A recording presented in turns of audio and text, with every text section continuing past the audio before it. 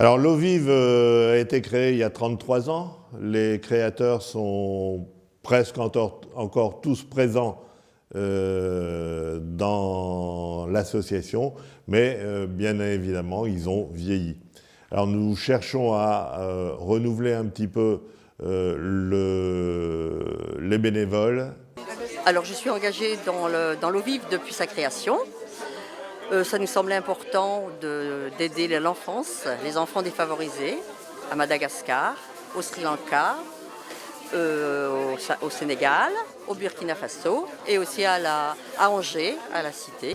Oui, je suis allée à Madagascar en mai 2014, donc durant 15 jours. Je suis allée donc rendre visite au foyer de Tanjomoa à Voipeno, à Madagascar, sur la côte est. Donc j'étais en pleine brousse, j'ai vécu avec les coopérants qui gèrent donc le foyer de Tanjomoa. J'ai participé donc à au soutien scolaire des handicapés. J'ai vu comment ils vivaient. Donc j'étais vraiment très très heureuse de vivre avec eux.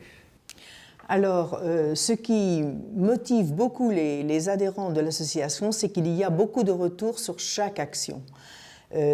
Actuellement, avec la technologie moderne, Internet en particulier, nous avons des nouvelles fréquentes. Et par exemple, à Madagascar, nous recevons un magazine des nouvelles du foyer 4 fois par an, également de Haïti. Donc, nous sommes constamment en relation avec eux, ce qui motive beaucoup les gens, ce qui nous permet de continuer notre aide. Alors, il y a 2 grosses manifestations. Il y a la journée champêtre du mois de juin, et puis il y a la vente de Noël qui se situe le dernier dimanche de novembre. Ce sont 2 grosses manifestations. À côté de ça, nous participons au vide-grenier de Bushman, au vide-grenier de Savenière, et puis le marché de Noël de Bushman. Voilà les manifestations qui nous permettent de financer nos actions auprès des jeunes défavorisés. Ce qui m'a motivée, c'est que déjà depuis maintenant 35 ans, j'ai travaillé pour l'Afrique, en Allemagne à l'époque, et j'ai travaillé pour le Burkina Faso pendant de très nombreuses années. Je suis revenue en France, je suis arrivée à Épiré, il y avait l'eau vive, et j'ai continué mon engagement pour l'Afrique, en particulier pour les enfants. Bien sûr, c'est les enfants, c'est les écoles, c'est la santé des enfants. Et l'éducation, bien entendu, je pense, en premier lieu.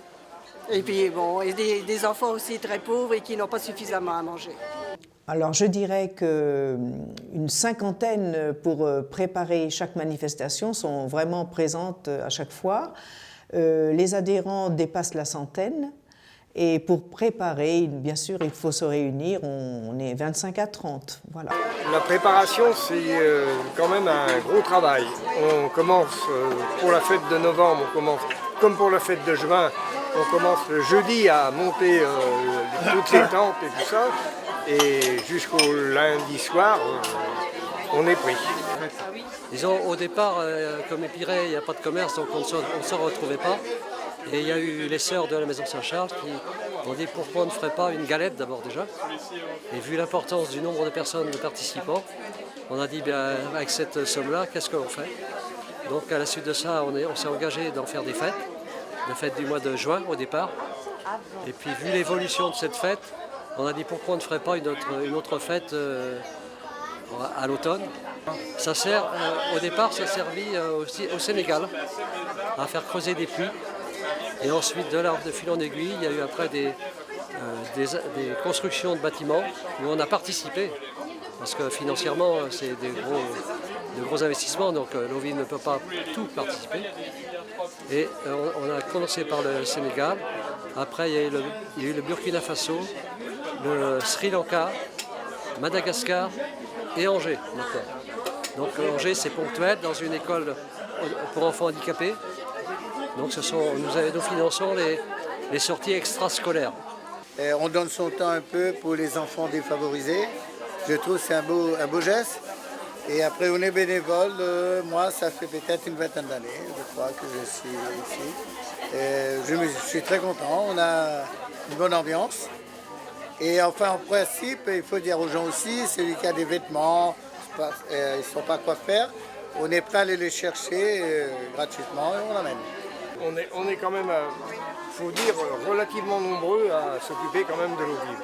Mais on aimerait bien que d'autres personnes arrivent parce que la jeunesse ne s'investit pas assez. Je pense que, parce qu'on est tous d'un certain âge à l'eau vive. Il faudrait un renouvellement un petit peu.